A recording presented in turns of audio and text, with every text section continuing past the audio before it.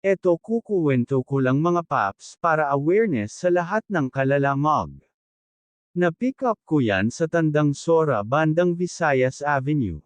Hindi ko naman alam na madami pala ang kukunin dun, hindi ko expected. Ang drop-off pala nito mga paps sa San Mateo Rizal.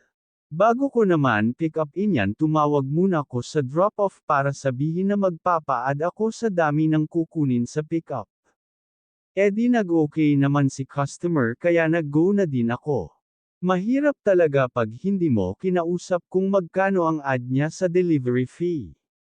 Eto na nga mga paps, andito na ako sa drop-off, tinatawagan ko ang drop-off, hindi niya sinasagot.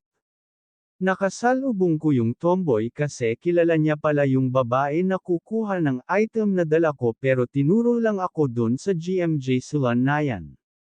Eto naman ako dumiretso na dun sa salon, tinanong ko dun sa bakla kung kilala niya tong drop-off na to at sinabi naman na kilala niya daw kasi kapatid niya daw, pero bigla din ako inalisan ng bakla na yan.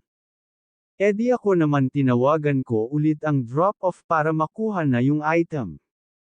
Ilang beses na ko tawag ng tawag, di parent sinasagot, kaya tumawag na ako sa pick-up, sinabi naman sa pinag-pick-upan ko na kukontakan nila yung drop-off. Pero ako nag-aantay pa din at tumatawag sa drop-off. Halos 30 minutes na ko andun sa drop-off nang dumating yung babae. Ang masaklap lang kasi sa ginawa ng babae na yan, bago ko kunin yung item niya, nagsabi naman ako mag-add siya kasi nga madami ang item. Pero bakit ganun ka kaburaot madam, pinag-antay mo pa ko tapos halos ma-accident pa ko sa bitbit ko sa item nyo. Tapos sa buraot mo yan lang ibabayad nyo sa servisyo ko.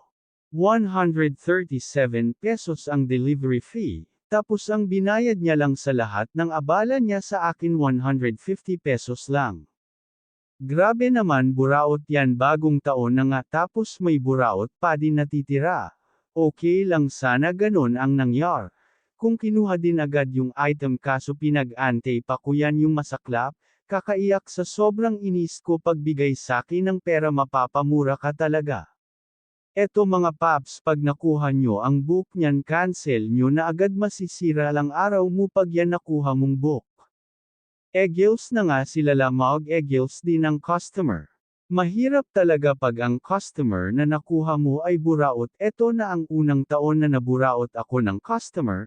Legit na isa kang alamat, kaya sa mga kalalamog, iwasan nyo yang book na yan. Ride safe na lang sa lahat ng ating mga kalalamog. Pa-follow na din ang aking page mga kalalamog.